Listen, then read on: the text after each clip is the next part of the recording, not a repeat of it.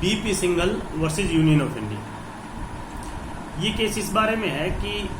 जब कभी भी प्रेसिडेंट या यूँ कहिए कि सेंट्रल गवर्नमेंट किसी भी गवर्नर को उसके पद से हटाती है तो सुप्रीम कोर्ट क्या उस मैटर में जुडिशियल रिव्यू कर सकता है और उसमें जस्टिसिबिलिटी है वो किस एक्सटेंट तक है, ये BP Singhal versus union of India के केस में तय किया गया। भारत में जो गवर्नर की पोजीशन है वो हेड ऑफ पर्टिकुलर स्टेट होती है, लेकिन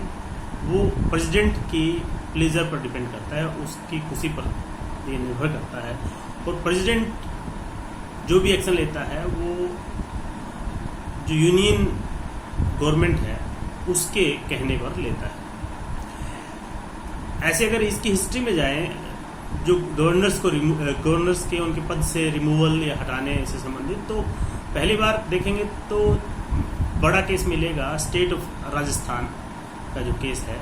वो 1977 का केस है। जब पहली बार जनता पार्टी गवर्नमेंट बनी, नॉन कांग्रेस गवर्नमेंट बनी, तो उन्होंने जितने भी कांग्रेस के गवर्नर थे उनको हटाया और वो केस कोर्ट में आया। उसके बाद एसआर बोमई के समय में भी जो केस डिफाइन हुआ था, एसआर बोमई हालांकि चीफ मिनिस्टर थे, लेकिन उसके साथ जो दूसरे केस डिसाइड किए गए थे वो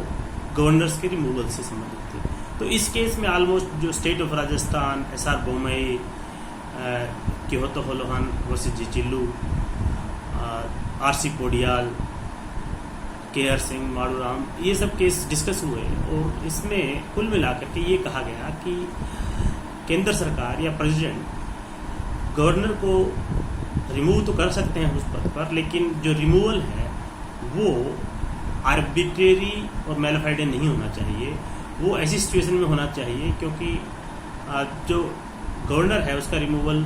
अगर किया जाता है तो रीजनड ऑर्डर के हिसाब से या प्रॉपर रीजनिंग के बेसिस पे होना चाहिए। अगर ऐसा नहीं होता है, मैलिफाइड उसमें लगता है प्राइमा फेसाई, तो सुप्रीम कोर्ट ऐसे मामलों में जुडिशियल रिव्यू कर सकता है और उसमें डिसीजन भी अपना दे सकता है। कुल मिलाकर के जो प्रेसिडेंट है, प्रेसिडेंट के पास पावर है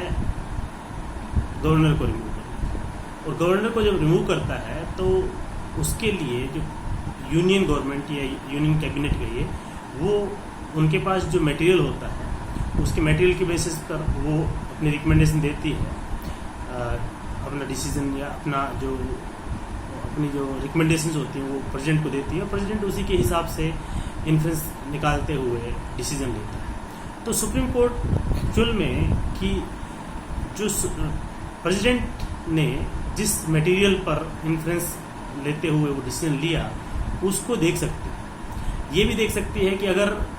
रीजनिंग दी है तो क्या वो रीजनिंग रिलेवेंट है, और अगर रीजनिंग नहीं दी गई है उस डिसीजन में तो क्या वो मैलिफाइड है या आर्बिट्रेरी डिसीजन है।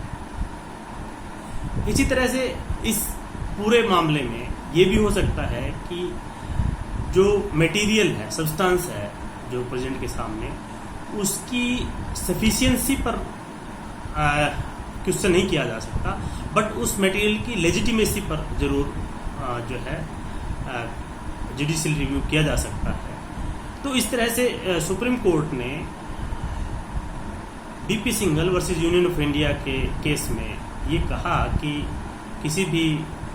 गवर्नर को उसके पद से हटाया जा सकता है बशर्ते कि हटाने के कारण भी जायज़ हो। अगर हटाने के कारण जायज़ नहीं है, आर्बिट्रेरी है, मैलिफाइड है, तो वैसी स्थिति में सुप्रीम कोर्ट के पास उसका जुडिशियल रिव्यू का अधिकार है और सुप्रीम कोर्ट जो गाइडलाइंस इस केस में लेट डाउन की गई थी उसके हिसाब से उन मामलों की जांच परख कर सकती है।